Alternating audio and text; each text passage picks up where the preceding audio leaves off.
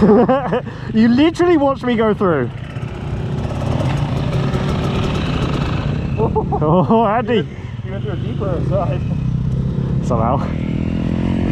And broken in. It's all dirty again. What? Do a wheelie, Paul. Jump! Ow. Welcome back, everyone. This week we're at Lawden. As the trails have just opened up, so it's the first ride of the season officially. We're in the woods, so we thought we'd come to Lawden because, this place is nice. It's easy. Can't really fuck up. Nice flowy trails, a little sandpit to fuck around in, and we can get some practice in. And it's also actually quite quiet compared to the other places. I bet you if we tried to go to a horseshoe or something like that, it's going to be an absolute. It'd be absolutely just horrible there. Yep. Seems I haven't got better by not riding all winter, so hey, what a surprise. Sand's not too sandy today. It was actually really nice because it looks like it's been raining, so you can razz around without too much difficulty. It feels good. Feels good to be out back in the woods. The MX track was cool, but it's like, I actually had a lot of fun at the MX track, and so I don't want to bash it in any way, shape, or form. I actually really enjoyed it. It's not something I want to do every single week, but like, oh jeez, I can't fucking ride for shit. But getting out to the MX track was super, super valuable. Like those 3 rides, those 3 weeks that I did, I feel like I learned a lot, and I was feeling significantly more confident with the cornering. I felt like I was trying to really push the handlebars in and try and turn quite. That was a terrible example of the corner. I was taking it easy, but there's other parts of the days where I was riding around corners and really trying to throw the handlebars down and get some good speed in and trying not to kick the back end out, as I feel like I was right on the edge of the grip. I was really enjoying it. I obviously know that I probably looked like I was 90 degrees upright and not actually doing anything, but details. So today we're out with quite a lot of the group actually. Lucas, Paul, Derek, Andy, and Chris were all out, and we're out practicing in the sandpit. Paul's breaking his bike in, getting some good practice. He went around quite a few times, and look at him go. Getting more confident. The beta, he said, was confidence inspiring, so it's good to see. Yeah. Lucas never struggles. Made it up, no problem. Made it. So I was like, maybe I'll give it a go. I don't know if I can do it, man. Yeah, so I started to get target fixation, and I crashed into the side. Yep. No. Nope, not even close. Yeah, that was terrible effort. Slowly get it down. Don't want to destroy everything. Don't want to throw the bike down the hill. Walk it down gently. I failed a second go. Paul gave it a go. Lot to learn. And then Lucas was like, look at the other side. Maybe you'll make it. Hey, I made it for the first time ever. So another thing I did today, actually, I've been thinking about doing this last year. I was thinking about it over the winter, and I went out to practice the pivot turns because I want to learn how to do a pivot turn. And I've got really small child-sized hands. I wear small male gloves to put it in context of how tiny my tiny hands are.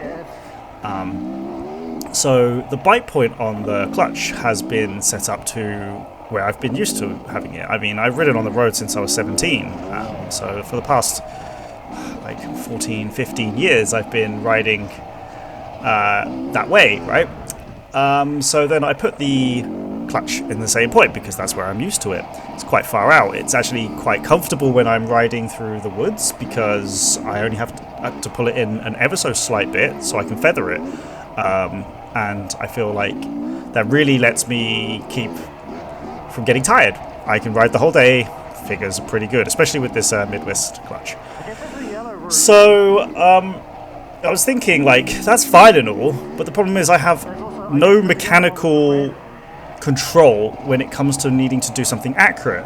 wheelies are easy with this bike. Like, I can just pop in and out, like full pop, jump on the pegs and just dump the throttle a little bit. That wheel comes up like no tomorrow.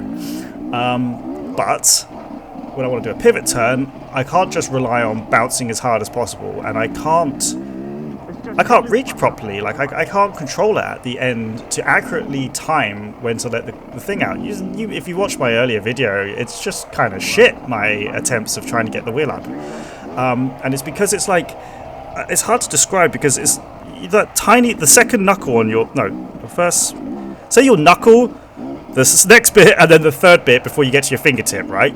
So it used to be at that point between the third bit and the fingertip. So then I moved it in about a centimetre, so now it's now the knuckle to the first bit, and that's now where my bite point is. And because I've got tiny hands, I can still pull the clutch in and it won't be a problem. So I did that. I didn't get any footage of it because, well, I couldn't be asked to get the extra battery out, so, whatever. But first attempt, I did the biggest pivot that I've done ever, and I managed to nail a pivot every single time I tried. So that massively helped by just moving the clutch in a centimetre. I pulled it a little bit further out because it was like not able to idle, but I balanced it out, and I'm pretty happy with it. So I just need to get some more practice and confidence in, and just really get that timing down so I don't at all over rev when trying to do these pivots. So I'm really happy with that, and I'm gonna probably get out and practice at some point, just pure pivots again. You know, one of those drill days.